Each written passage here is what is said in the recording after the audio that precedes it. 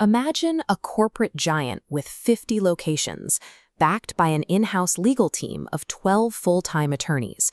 Picture them targeting a solo entrepreneur.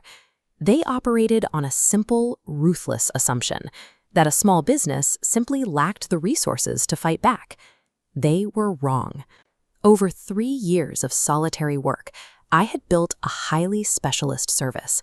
I developed a distinctive methodology, a proprietary training system to execute it, and a trademarked name to protect it. The vulnerability of my business was never the quality of the product itself. The vulnerability was the perception that I didn't hold the defensive armor required to fend off a much larger predator. That predator eventually arrived.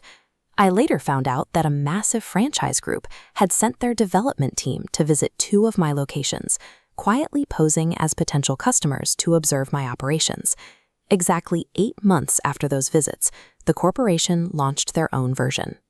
They changed the name on the door, but the methodology inside was an unmistakable direct copy. At that moment, the terrifying financial reality sets in. A massive corporation can easily outspend and completely bankrupt a solo founder in a standard legal battle. Huge legal teams thrive on protracted litigation. They use endless procedural motions and rapidly mounting billable hours to exhaust a smaller opponent's cash reserves. In traditional corporate warfare, capital is wielded as a blunt weapon. The strategy is to starve the smaller opponent of funds completely, ensuring the actual truth of the theft never reaches a courtroom. Facing total ruin, I realized I didn't need to match their bank account dollar for dollar. I only needed to find a legal mechanism to bypass their capital entirely. The conditional fee arrangement, a no-win, no-fee agreement, shifts the upfront financial burden away from the victim, neutralizing corporate money.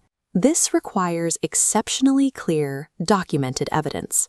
With airtight proof, experienced solicitors eagerly absorb the financial risk.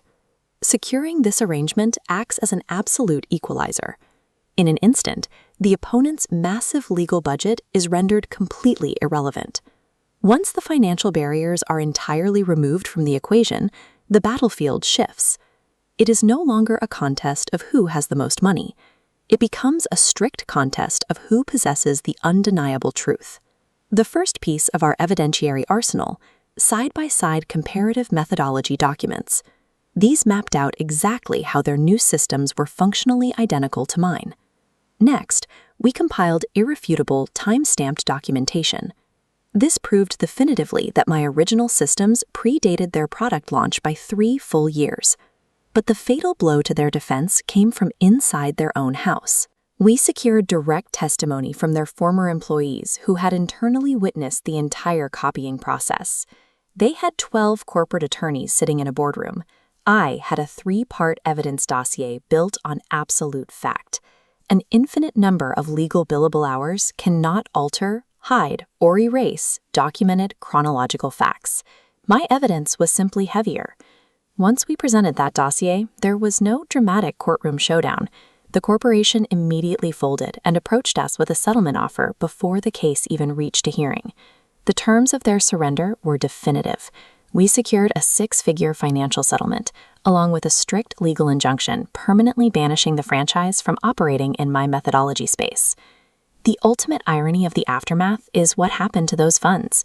Every single cent of that settlement was used to entirely fund the next phase of my business expansion. By attempting to steal intellectual property, the corporate giant accidentally financed the rapid growth of the exact competitor they had tried to eliminate. Large businesses rely heavily on the myth of their own invincibility. They use their immense size to create an intimidating wall of noise, hoping small businesses simply surrender before taking up arms. But size does not equal strength. The size of your opponent only determines the noise level. Hard, indisputable evidence determines the outcome. Has a larger organization ever tried to take something that was yours, assuming you couldn't fight back? Tell me what happened in the comments, and subscribe for more strategies on protecting what you build.